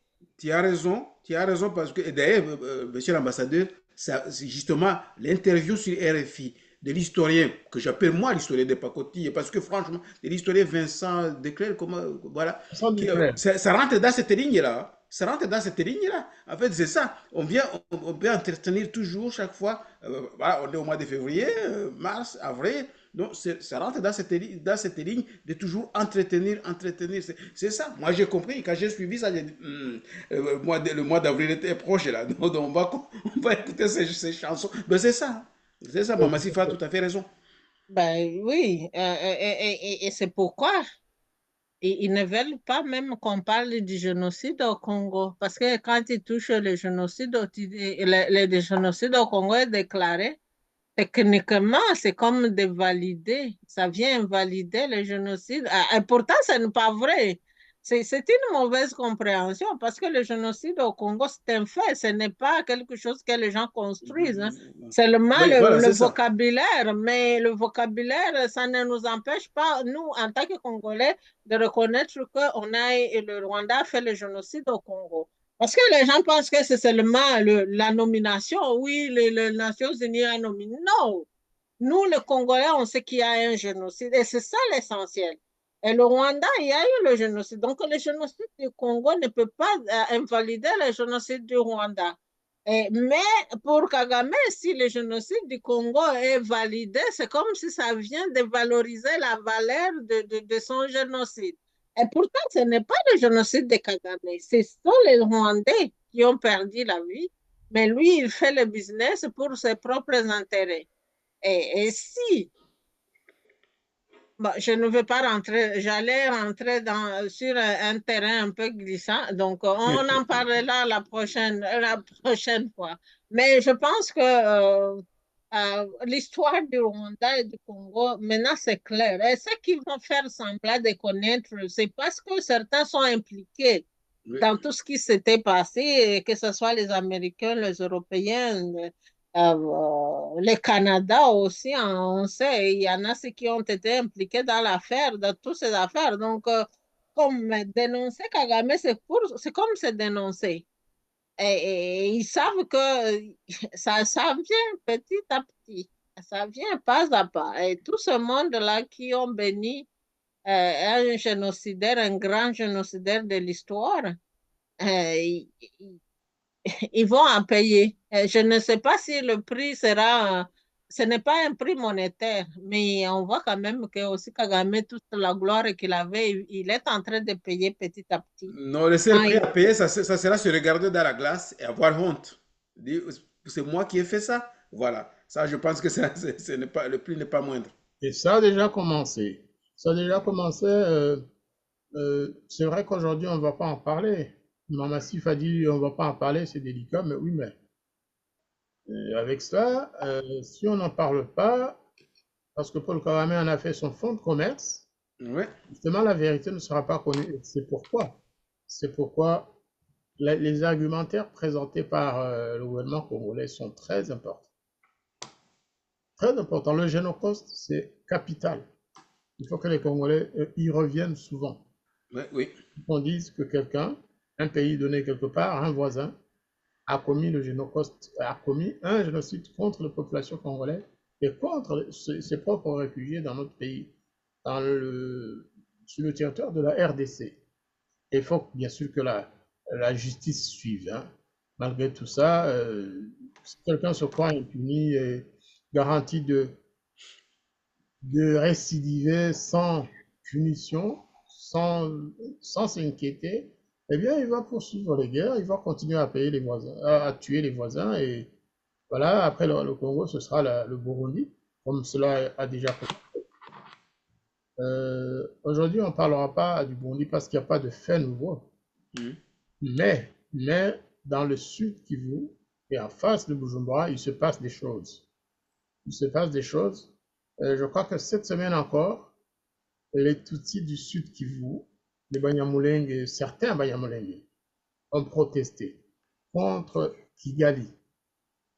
C'est quand même nouveau, hein, c'est pas habituel. Ouais, Voilà, où ils disent, il va nous sacrifier, il nous a déjà assez sacrifié, qu'il reste chez lui et nous restons chez nous en RDC. Bon, bien sûr qu'ils ne représentent pas tous les Batutsi ou tous les Banyamulenge, mais c'est déjà ça. Mais c'est quand même quelque chose, hein. C'est un geste. Ben, on voulait ça depuis longtemps. Voilà. Même si c'est une personne, vous savez, quand un pasteur prêche, c'est pour qu'une personne se répande. Et si on a déjà une parmi les milliers qui se répand et qui commence à prêcher cette bonne nouvelle, C'est une bonne chose. Ça va toucher les autres aussi. Donc, moi, c'est pas un mauvais signe. Quand même, c'est un bon signe. Et puis, c'est De- pas étonnant parce qu'en une génération, beaucoup de choses changent. Et la compréhension, la mentalité. Donc voilà, c'est une bonne chose. Oui, c'est un premier pas. Et puis voilà, qu'il ne peut qu'ils aillent de l'avant. C'est peut-être aussi la fin d'un tabou. Exactement, c'est ça. Hein? Il semble même que les grands pontes Banyamulenge de Kinshasa ont aussi signé un document dénonçant le Rwanda. Il semble. Moi, je ne l'ai pas vu, hein, je n'ai pas encore vu. Yarugabo et les autres. Apparemment, ils auraient signé un document pour demander au Rwanda de ne pas se mêler de la politique congolaise. Ce qui serait quand même quelque chose de très positif, même si, parfois, il faut attendre pour voir et Il faut attendre pour voir si c'est signé par Nyarugabo et Rouverois. Il faut attendre de voir. Et puis le degré de la sincérité aussi, parce que oui. mais moi, je pense que c'est pas question de sincérité. Ils sont devant un fait. C'est un fait accompli. Vous, Ils étaient dans le sommeil, en la rire croyant de politique, bonnes oui, choses. oui. Oui, quand même, ils ont été une fois le premier vice-ministre, premier président. Je ne me rappelle pas le titre. Vice-président. Ah ouais. Et puis, c'était comme, oui, on est là. Et un jour, on prendra la présidence totale. Et puis après, oh, non, non, non. Je pense qu'on s'est levé des mauvais pieds. Donc, ils sont devant un fait. S'ils veulent vivre au Congo comme des Congolais, ils doivent se soumettre à la loi congolaise et vivre comme d'autres citoyens. Le fait de penser que ce sont des citoyens plus que Congolais que les Congolais, ça doit cesser. Donc, ils sont obligés. C'est pas parce qu'ils ils ont une bonne volonté. Ils se sont réveillés dans leur...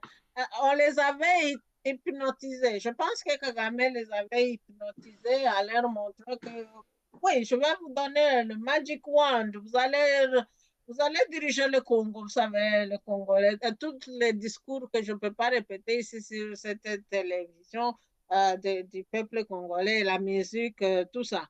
Donc, je pense que maintenant, ils sont devant un fait.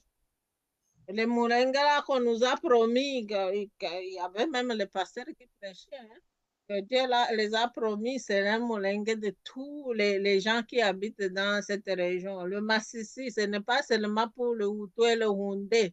Tous ceux qui veulent vivre dans le Massissi peuvent venir. Je Mais pense oui. que maintenant, ils sont devant un fait. Et pour ne pas, s'ils sont très intelligents, pour minimiser, réduire la mort de leurs confrères, ils doivent faire quelque chose parce que c'est eux qui ont entraîné les Banyamulenge dans ce pétrin. Donc, ils doivent trouver la solution parce que ce n'est pas les Congolais qui a créé cette affaire, c'est certains membres de la communauté qui a partagé le pain avec Satan. Et, comme l'intellectuel Lumumba de Kenya dit, si tu manges avec le Satan, et tu dois t'apprêter à amener une longue cuillère. Et maintenant, je pense que la main a été coupée, hein, parce que la cuillère n'était pas si longue. Donc, c'est pourquoi il se réveille. Oh, ça peut devenir catastrophe si on ne fait pas C'est quelque vrai, chose. ils sont restés un pied dedans longtemps, hein, pendant longtemps, un pied dedans, un pied dehors. Tu me rappelles justement ce que l'oracle de Joseph Kabila avait dit. Lorsque j'ai demandé à Kabarebe de rentrer chez eux, les Rwandais, vous nous avez aidé à retourner chez vous. J'ai vu Bizima Kara, Deogracia Bouguera. J'ai dit, bah, tiens, vous êtes des Rwandais, vous êtes des Congolais. Ouais, eux aussi, ils ont pris les valises, ils sont partis. Joseph Kabila le disait. Il dit, moi, les gens que je pensais, c'était mon ministre des Affaires étrangères. Je pensais qu'il était Congolais comme moi. Et là, j'ai demandé aux Rwandais de rentrer. Je n'ai pas demandé à Bizima Kara mais ils sont pas. Vous voyez, ça voulait dire beaucoup de choses. Donc, ces gens-là, ils étaient un pied dedans, un pied dehors. Pour les Rwandais, c'est comme des chauves-souris. Hein? Un temps mammifère, un temps oiseau. Qu'est-ce qui se passe? Et là, maintenant, qu'ils les mettent les pieds sur terre, et puis voilà. Et je pense que le vieux Kabila avait tout compris, effectivement, et il en parlait si bien, avec beaucoup d'ironie, Oui, oui. beaucoup de justesse en même temps, et c'est pourquoi ils l'ont assassiné, en fait, hein, parce qu'il avait tout compris. Alors, on arrive à la fin de notre émission de ce soir. Je vais vous demander à chacun d'envoyer un message à nos chers, d'abord, aux nôtres, hein, à nos familles qui sont là-bas. Vous êtes de Massissi au Tchourou. Envoyez un message à vos parents, mais aussi à tous les Congolais et au gouvernement congolais, et même, si vous le voulez bien, un message à Kagame, hein, c'est votre ami après tout. Donc vous pouvez prendre la parole et envoyer votre message de fin d'émission. Aujourd'hui, moi, mon message, je l'enverrai au Rwanda. Je l'enverrai à Kagame, parce que je l'ai toujours dit, le Rwanda, c'est un pays que j'aime. Et le Rwanda a toujours vécu avec le Congo, en symbiose, parce que si le Congo est en paix, si le Rwanda, le Congo est prospère économiquement, politiquement, le Rwanda en bénéficie énormément. Je voyais beaucoup nos commerçants de chez nous allaient vendre des haricots, des petits pois au Rwanda. Ils étaient encore plus riches. Ils allaient vendre le Rwanda aussi. Voilà. Et là, j'ai dit, attention, cette guerre entre frères, ça ne sert à rien. Qui n'écoute pas ces va-t-en-guerre occidentaux qui le poussent à la guerre parce que demain, ils vont les lâcher aux chiens et il va les regretter. Voilà, c'est le dernier mot que je lui dis, que j'adresse au Rwandais. Merci beaucoup pour ce message. Maman Sifa, un message pour nos Wazalendo et toutes nos populations. Oui, bien sûr, le message, c'est du courage. Je pense que la semaine prochaine, on aura plus le temps de parler de la journée de la femme. Mais je voulais dire à toutes ces femmes, vous savez, les femmes ont toujours été impliquées dans le processus de la paix partout et puis pacifiquement. Parce que c'est rare que vous verrez les femmes tuées pour avoir la paix. Les femmes sont des pacifistes de nature. Et la femme là qui a pleuré en demandant le gouvernement, ça c'est une façon de faire son combat. Elle a fait son combat. Les gens qui peuvent penser, oui, elle a juste pleuré, tout ça. Elle a fait son combat. Et c'est ça le combat de la femme. Nous, on se bat tranquillement, mais en sachant que non, ce que nous disons, ça va avoir un impact. Donc, j'encourage toutes ces femmes, mais en les donnant aussi courage de continuer à lutter. La vie n'est pas facile, être déplacé là où il n'y a pas de l'aide, quoi que ce soit. Mais mon nom, c'est Kitumaini, c'est espoir. J'ai l'espoir que tout va changer bientôt. Il y aura la paix va revenir. Mais quand même, j'ai une condition, c'est ça, la paix va revenir si tout le peuple congolais est impliqué, chacun à sa manière. On continue aussi à encourager nos vaillants militaires, nos amis qui sont venus nous aider, les Wazalendo, en disant que on va toujours combattre la patrie ou la mort, nous vaincrons. Merci beaucoup pour ce message plein d'espoir. Je pense que j'ai aussi laissé un message au président du Rwanda et à sa femme, Paul et Jeannette Kagame. Monsieur le Président Kagame, vous n'avez cessé de demander que le M23 dialogue avec le gouvernement de Kinshasa, le gouvernement congolais. Vous êtes présent avec votre armée en RDC. Depuis 1996, vous avez massacré, en tout cas provoqué la mort de plus de 12 millions de citoyens congolais, plus de 500 000 réfugiés hutus rwandais sur le territoire de la République démocratique du Congo, et vous poursuivez cela. Vous avez attaqué Rutshuru, Masisi et les autres régions pour exterminer les Hutus de cette région, pour tuer, exterminer les Bahundés, les Banandés, les autres peuples de cette région. Le résultat, c'est que, précisément, on n'a pas la paix depuis plus de 30 ans, à cause de vous. C'est pourquoi j'ai inclus Madame Jeannette Kagame pour dire que si vous pensez vraiment vous en sortir, si vous pensez que cette impunité qui dure depuis 30 ans va se poursuivre, eh bien, vous vous trompez d'époque. Maintenant, vous deux, Madame et Monsieur Kagame, vous avez des petits-enfants. Pensez à eux. Pensez à tous les Rwandais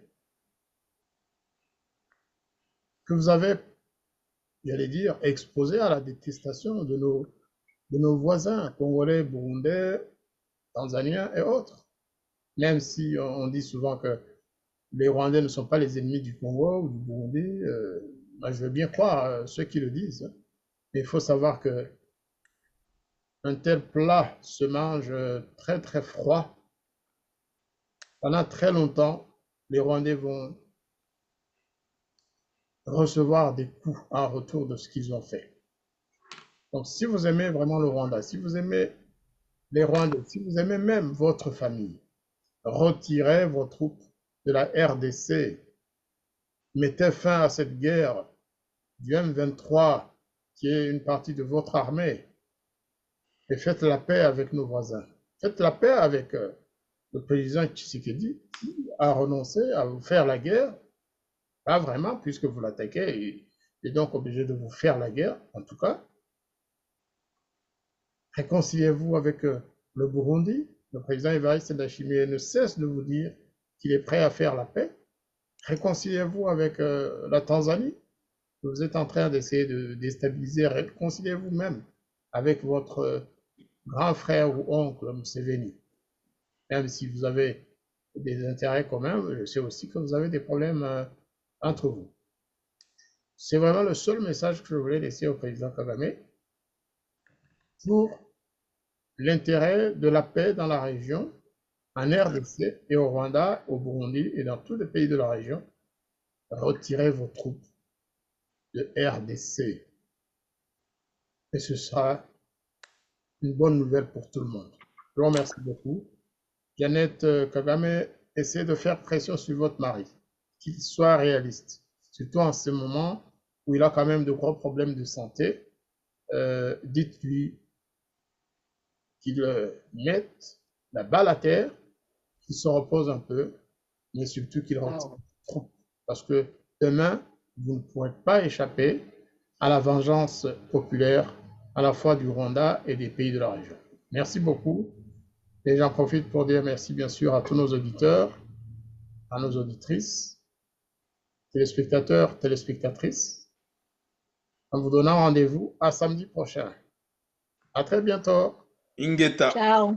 Ingeta pour tout le monde et c'est très important qu'on le dise. Voilà.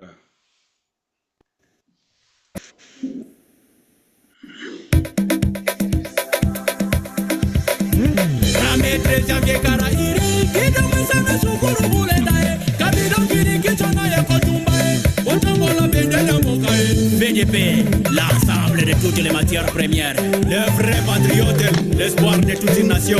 Appelle-moi les King Sisley, tu vas aimer Anisseur, Terminator.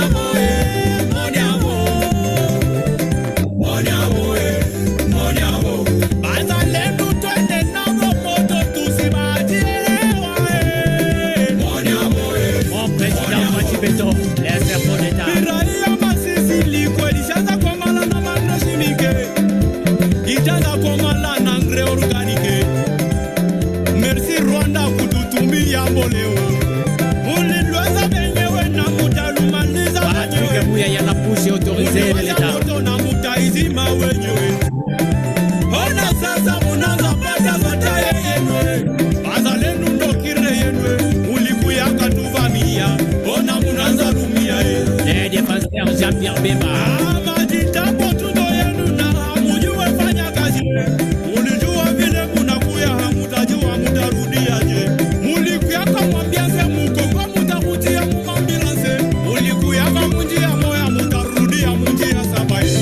Ulicheza ya papa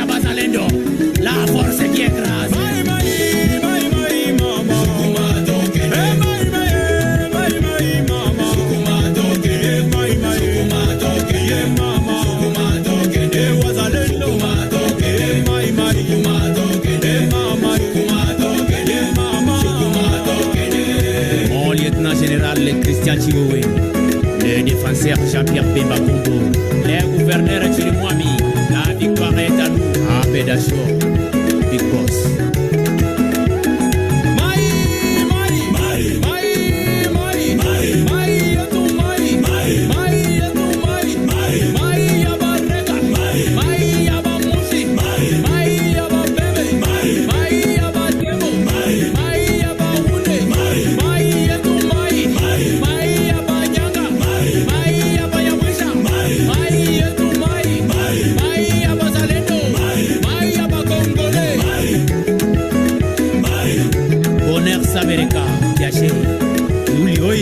Mon colonel B.